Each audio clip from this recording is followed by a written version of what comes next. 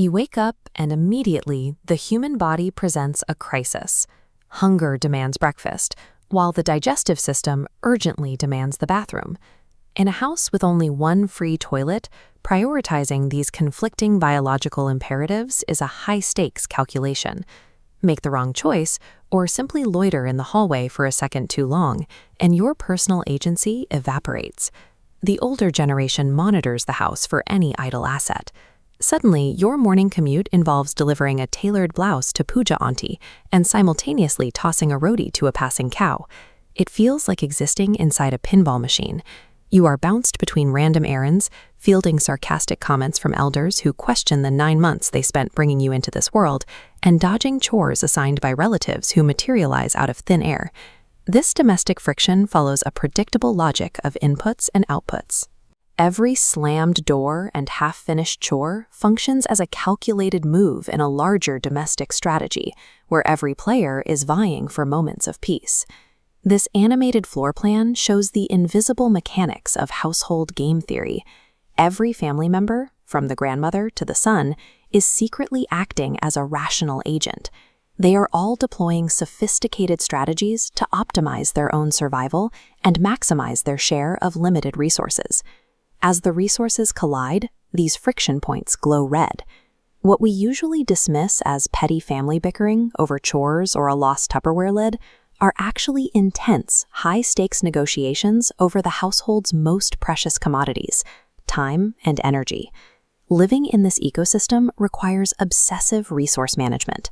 Families deploy a tactic of hyper-frugality, ruthlessly stretching every physical asset until it mathematically cannot yield another drop. When a tube of Colgate appears empty, it is merely entering its second life cycle. The matriarch of the house will systematically inject water into the depleted tube, agitating it to extract whatever residual fluoride remains clinging to the plastic. Treating every household item as a finite, precious resource shapes how the family views time. A 5-minute delay in the morning becomes more than a minor annoyance. It represents a direct threat to a thin financial margin, where even a small deduction in wages feels like a structural failure. To survive, younger players seek external revenue streams. They turn to digital side hustles and trading apps to generate independent capital, desperately trying to build an economic escape hatch outside the family's tightly controlled microeconomy. Saving a few rupees on toothpaste does not alter a family's net worth. It is a calculated exertion of authority. Whoever controls the flow of these dwindling daily resources maintains the ultimate leverage in a shared environment.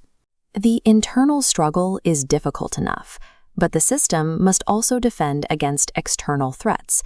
Uninvited relatives frequently breach the perimeter, embedding themselves in the living room with the singular objective of consuming household time and an endless supply of tea. This flowchart illustrates a defensive economic strategy called weaponized incompetence. When a guest demands tea, you face a critical junction. If you choose to make a good cup of tea, you trap yourself in an infinite loop of servitude for every future visit. But if you take the second branch and brew an aggressively terrible, undrinkable cup of tea, the system recalibrates. The relative quietly strikes your name from the labor pool, dropping you straight into a state of permanent task freedom.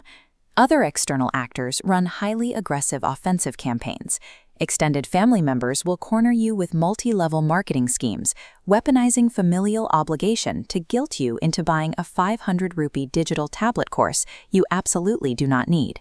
In the arena of middle-class diplomacy, incompetence acts as a crucial shield to protect an individual's time, while familial guilt is wielded as a blunt weapon to extract their hard-earned financial capital. Back inside the house, generational strategies often trigger internal power struggles. The grandmother spends her afternoons sweeping the local ashram, acquiring daily payments of the tasa, a traditional sweet that nobody in the house actually eats, resulting in a massive stockpile of useless surplus inventory. Looking at this flow diagram, you can see how the younger generation capitalizes on this surplus through resource arbitrage. They systematically smuggle the hoarded sweets out of the family stash, sell them back to the ashram on the black market, and quietly siphon off the liquid cash. But this shadow economy creates intense structural instability. The grandmother's expanding hoard of sweets begins to physically encroach on the kitchen, directly threatening the mother's authoritative control over her primary domestic territory. To reassert dominance, the mother deploys the most devastating countermeasure available to her. She initiates a total labor strike, walking away from the stove and completely halting the household's primary means of food production.